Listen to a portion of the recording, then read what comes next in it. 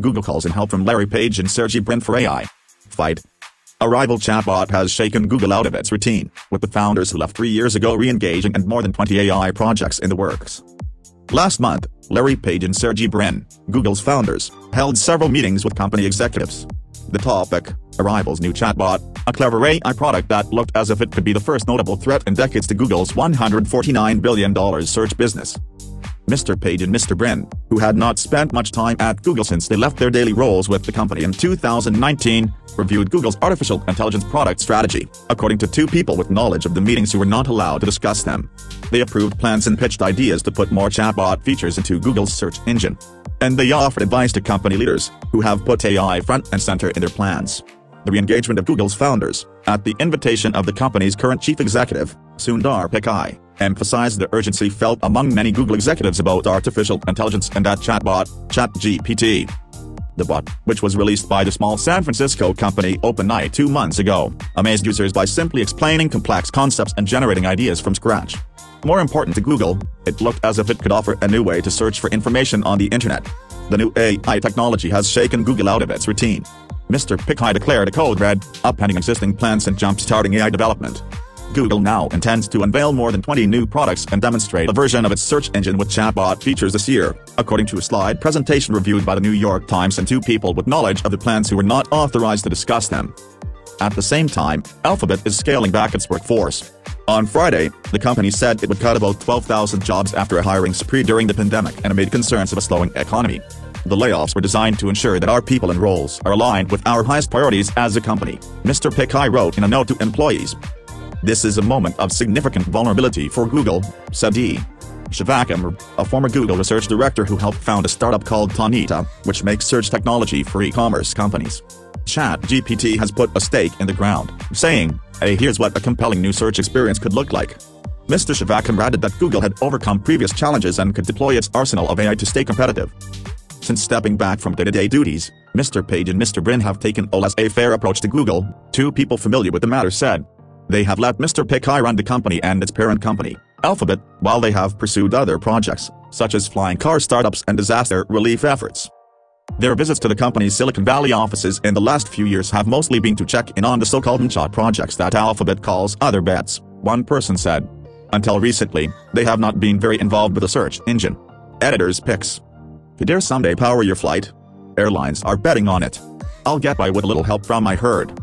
Should you quit your job? But they have long been keen on bringing AI into Google's products.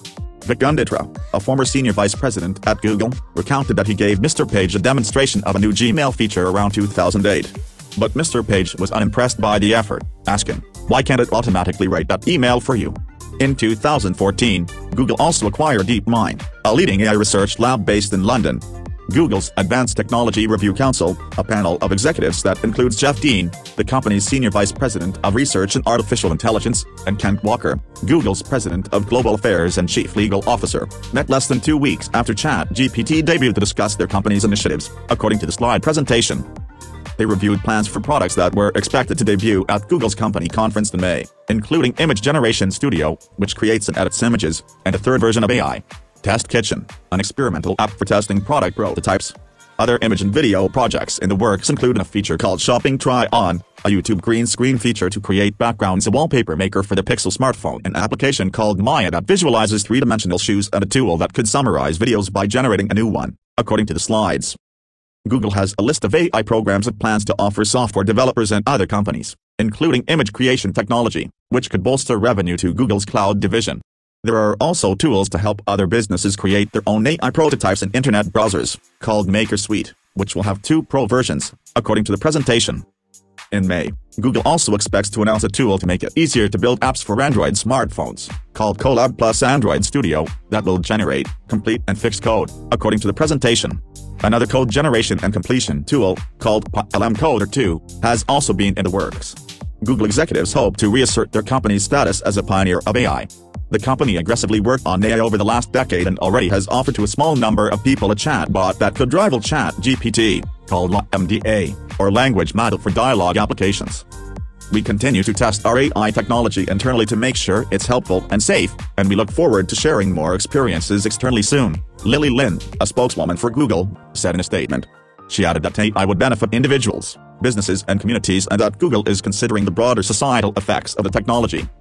Google, OpenAI and others develop their AI with so-called large language models that rely on online information, so they can sometimes share false statements and show racist, sexist and other biased attitudes. That had been enough to make companies cautious about offering the technology to the public. But several new companies, including U.com and Perplexity.ai, are already offering online search engines that let you ask questions through an online chatbot, much like ChatGPT. Microsoft is also working on a new version of its Bing search engine that would include similar technology, according to a report from The Information. Mr. Pichai has tried to accelerate product approval reviews, according to the presentation reviewed by The Times. The company established a fast-track review process called the Green Lane Initiative, pushing groups of employees who try to ensure that technology is fair and ethical to more quickly approve its upcoming AI technology. The company will also find ways for teams developing AI to conduct their own reviews, and it will recalibrate the level of risk it is willing to take when releasing the technology, according to the presentation. The consequences of Google's more streamlined approach are not yet clear. Its technology has lagged OpenAI's self-reported metrics when it comes to identifying content that is hateful, toxic, sexual or violent, according to an analysis that Google compiled. In each category, OpenAI bested Google tools, which also fell short of human accuracy in assessing content. Google listed copyright, privacy and antitrust as the primary risks of the technology in the slide presentation.